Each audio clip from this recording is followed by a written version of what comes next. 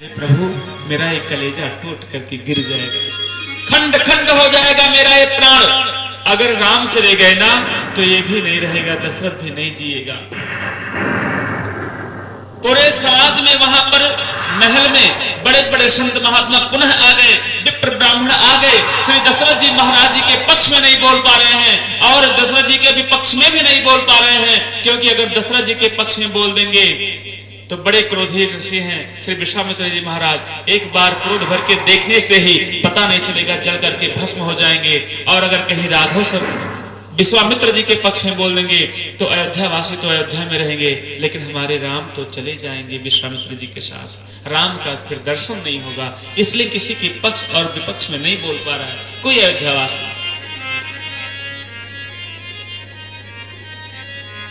लेकिन वहां पर अब बोले जब धर्म संकट आ जाए तो उसमें एक संत का आश्रय लेना पड़ता है, और संत का कभी अपमान नहीं करना चाहिए। बंधु माताओं,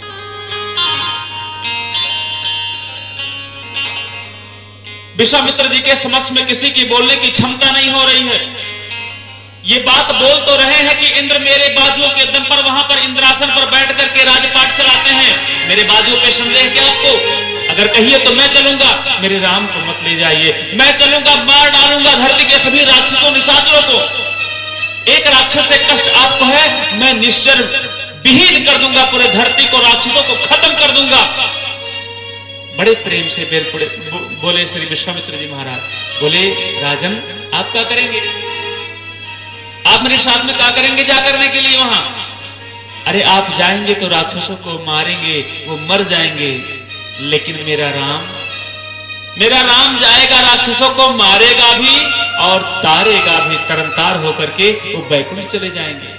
और आपके हाथ से मरने वाले भी कुछ ऐसे राक्षस हैं कि जो कि दशरथ जी के हाथ से मरने वाले नहीं हैं, उनको पुण्य मिला है कि वो राम के ही हाथ से मरेंगे और मरने के बाद में तरेंगे भी, तर जाएंगे वो।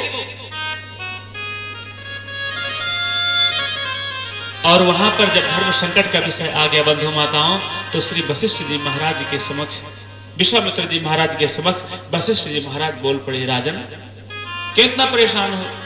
सही तो कह रहे हैं विश्वामित्र जी महाराज, कहते हैं प्रभु मैंने आपके चरणों में अपना मत्था पटक करके निवेदन किया कि मुझे बालक हो जाए।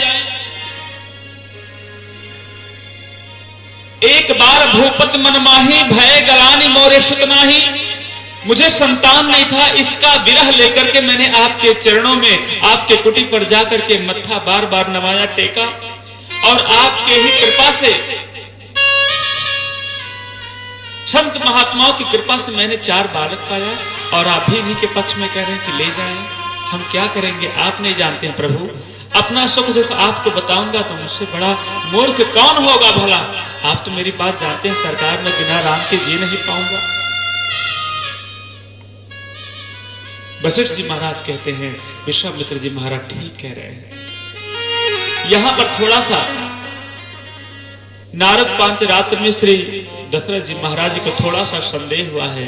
नारद जी कहते हैं कि मानो मैं राजा हूं, मैं क्षत्रिय हूं और आप लोग संत महात्मा हैं, इसलिए संत महात्मा होने के नाते संतत्व का सम्मान कर रहे हैं ना, अपने पक्ष की बात कर रहे हैं, लेकिन ये बात केवल मन में दबाए हैं, ये मनुस्मृति में मनोभाव में वर्णन आया है, मनुस्मृति की बात कर, ये बात बोले नहीं दशरथ जी महाराज, लेकिन मन में आया। एक संत महात्मा अनुज समेत देव रघुनाथा मेरे लक्ष्मण और राम को मांगने आया है, और दूसरा संत महात्मा जिसके कृपा से ही मुझे बालक हुए और वो सपोर्ट कर रहे हैं कि ले जाओ, लेकिन इस बात को बोले नहीं दशरथ जी महाराज।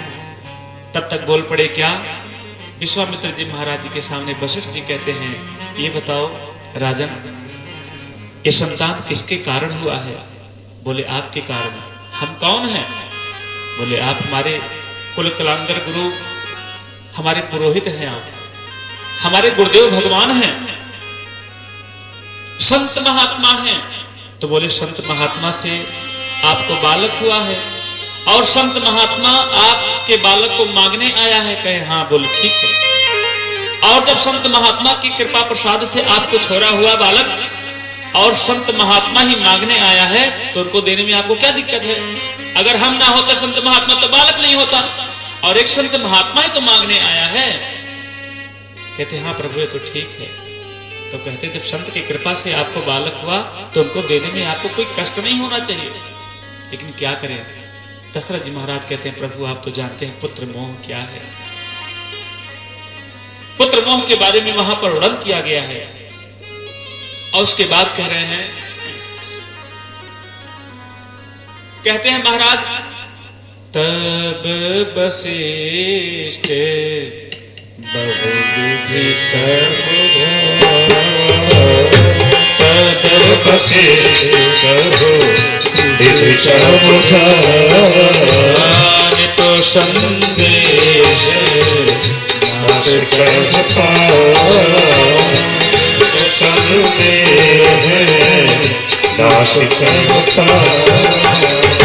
मेरे प्राण नाथ सुत दो, मेरे प्राण नाथ सुत दो, तुम मुनि पीता आग नहीं को मोल पीता आग नहीं को।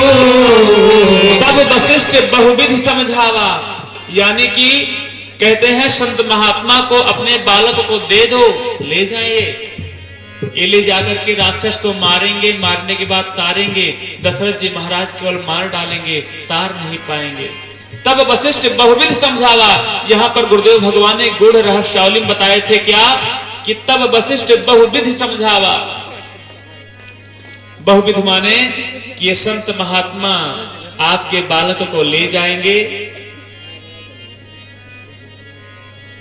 और बालक को ले जाकर के बहू लाने की विधि बताए हैं कि बहू ले आएंगे।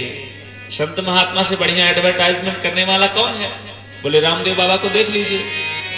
बड़े बड़े मालिक, बड़े बड़े कंपनी के लोग पीछे पड़े रहते हैं कि महाराज एक कंपनी का मेरा इसका टैगलाइन केवल दे दीजिए, रामदेव बाबा प्रचार कर दें। जय हो।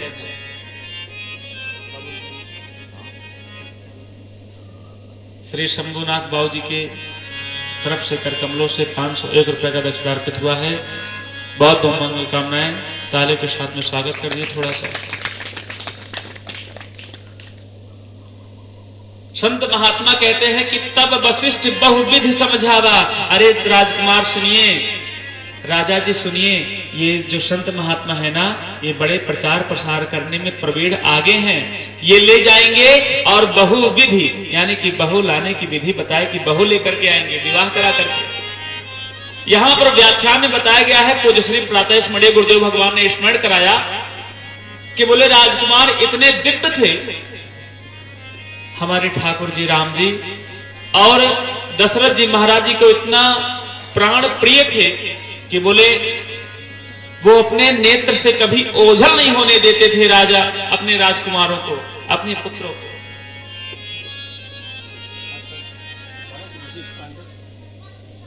श्री वशिष्ठ पांडे जी बाबूजी या भैया की तरफ से 111 रुपए का दक्षिणा अर्पित हुआ है।